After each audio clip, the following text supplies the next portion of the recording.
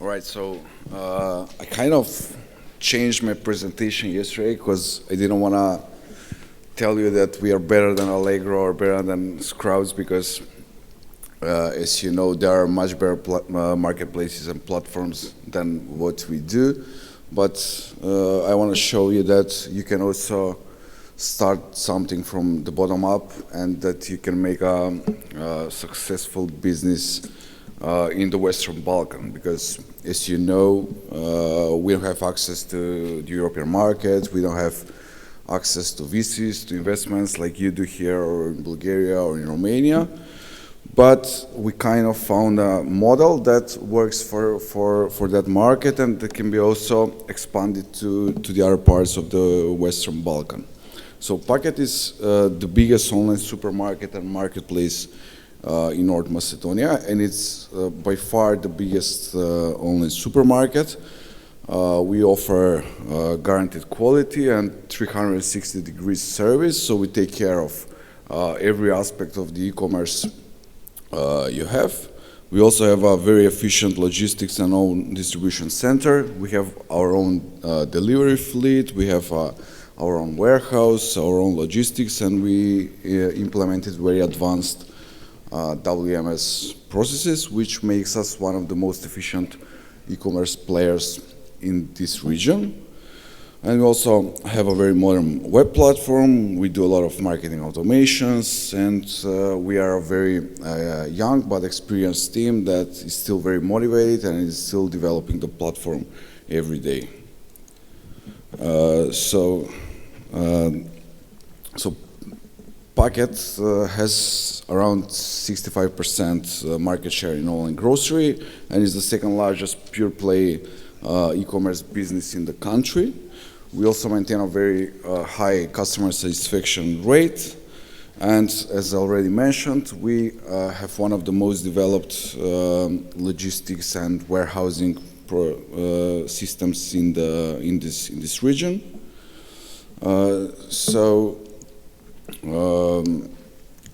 This was all a result of the market state. So we operate in a market that has a very unsaturated rate. So there is a lot of potential for growth in this market. And what's even more interesting is that it's very segregated. So there are a lot of small shops, and most of them are unofficial shops like Facebook shops, Instagram shops, where people buy via messaging and things like that. So people are still in that age of the industry where they kind of prefer the unofficial way of shopping online, which can't be really called e-commerce, but it's something like you're going on a green market and you're talking with the salesperson, and he's giving you the offer, and then you're negotiating the price, and then you get something that doesn't have a good quality and things like that. So that kind of resulted with a very low trust of the customers when it comes to e-commerce, because when you say online shopping, they put an equation between, for example, us or some big e-commerce website and those who sell their products through Instagram and Facebook and things like that. And also there is one last bad thing, that is that there is no developed third-party logistics, so you can't really rely on courier services or warehousing outsourcing services if you want to have a very fast service, if you want to have your products on time and things like that. So Paket started in 2018 as an online grocery store, and we added some addition to that. It was the gourmet shop, so we kind of had our own warehouse where we kept most of the products, plus we kind of integrated fresh meat shop, fresh fish shop, which was, by the way, from Greece, from Platamonas, also the best bakery from the town and things like that. And we quickly became the largest online supermarket because we were superior, and you should know that in the North Macedonia market there are many competitors when it comes to online grocery stores. So all big players like Veropoulos from Greece or Tinex or come, they all have their own e-commerce operations, but it turned out that we were doing things much better, and in less than 2 years, we became the dominant online supermarket. So we have around 65% share in the online supermarket business, and you can see how we performed if you compare us to what happened in the world. So in 2020, you can see how globally online grocery grew, and you can see how we grew. And we haven't started in 2020; we started in 2018. So it was not a growth from zero to something, but it was, we had 500% real growth. Then next year, when COVID was reality, the growth slowed down, but we still maintained much higher growth than what happened in the rest of the world. But that was still not enough for us, and we wanted to have again the growth that we had in 2020, and we wanted to have it without COVID. So we had to find new ways to grow the business. So we kind of asked us two questions: what customers want and how retail works.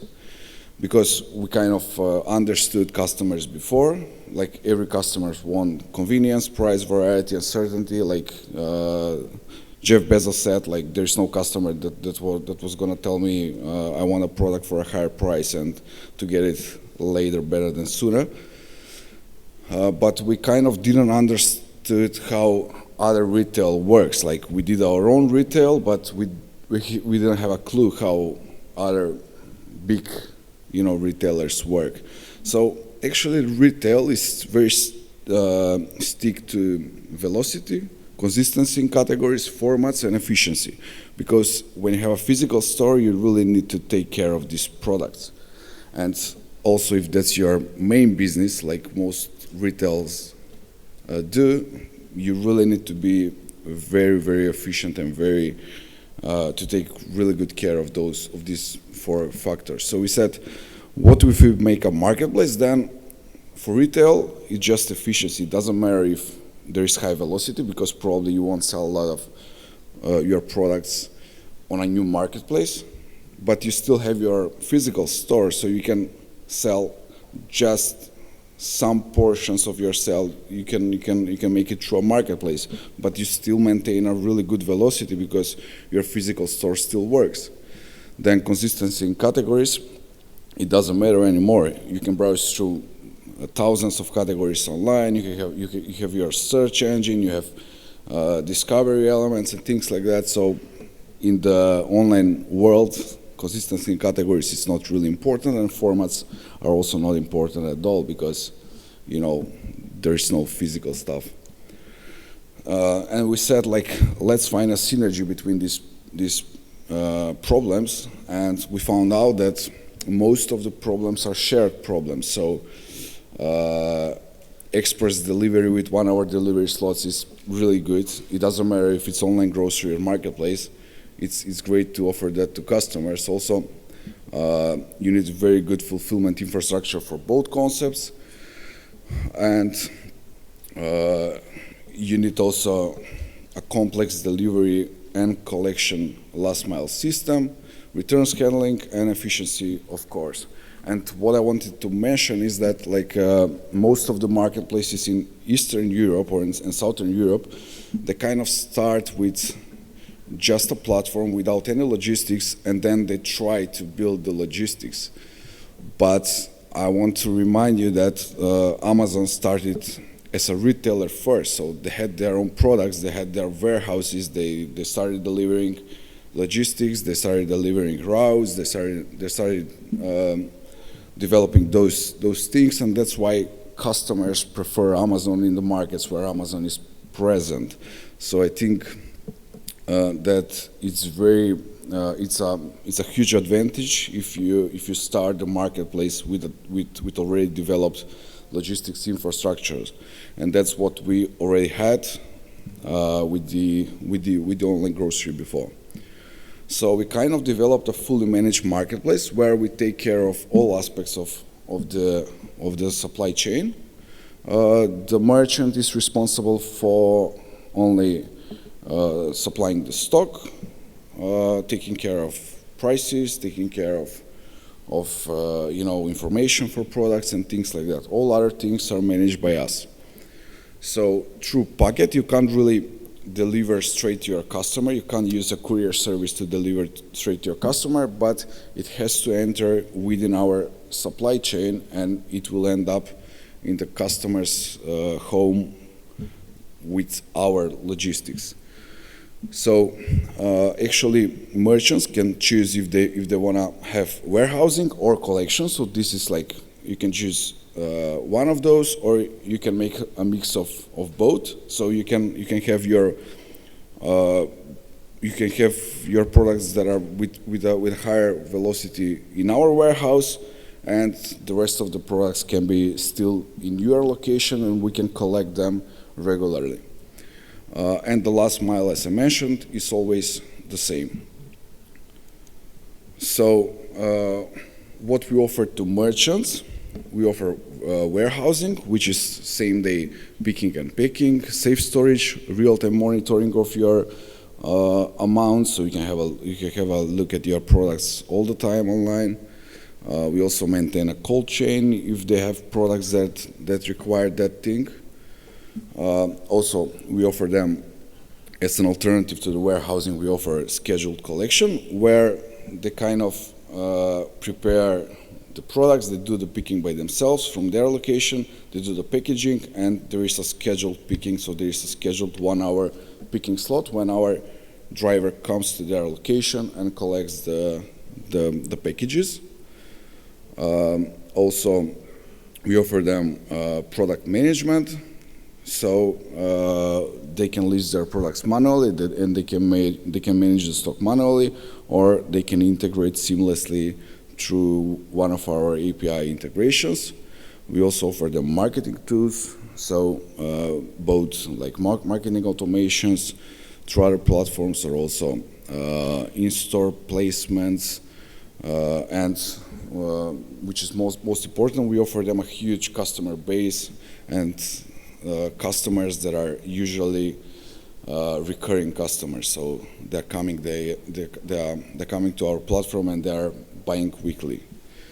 We also offer post-purchase services like returns, warranties, customer support, protection, and things like that. And last thing is we offer them a huge knowledge base, so they can use us to research some data, or to give them some advices about categories, about how the products would be attractive and things like that. And with this marketplace model, we create higher value for our customers, when we also attract new customers that are maybe not ready for the online grocery store, but they are willing to buy electronics online, or books online, or pharmacy and things like that. And as I mentioned, we have express delivery, we have 1 hour time slots, we have customer support, free returns, guaranteed quality, so if there is something that is wrong with the product, if the customer doesn't like the product, they can return the product anytime for free, so we come and collect the product from them. And we have a loyalty scheme, which is quite new, and we are seeing the first results from that. After the marketplace, we started adding new categories, so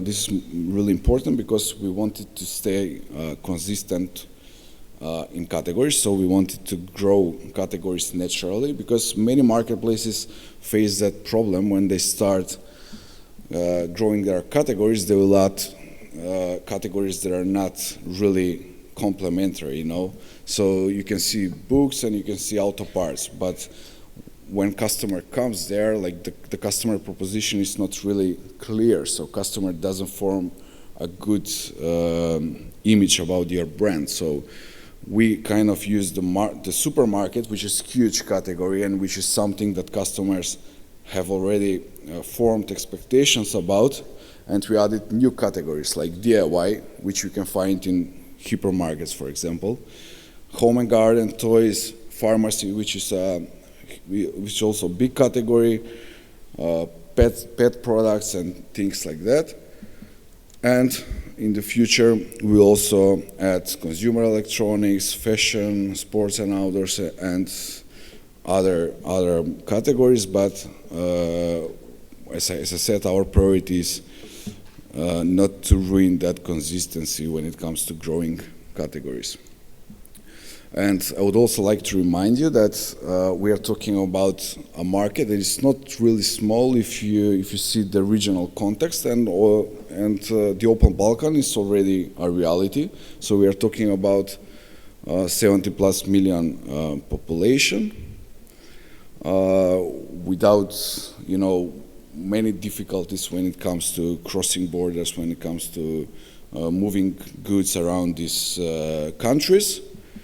And probably in a couple of years, Open Balkan will look similarly to EU when it comes to moving goods through the borders. And we are talking about a region that has a relatively high GDP growth if you compare it to the rest of Europe, and has a relatively young population, especially if you see Albania and Kosovo. They are one of the youngest countries in Europe, so we are talking about a population, we are talking about future customers, a huge base of future customers. And we are in a unique position where there is no much competition, there is no players like Skrauts, there is no players like Allegro, like eMac or things like that.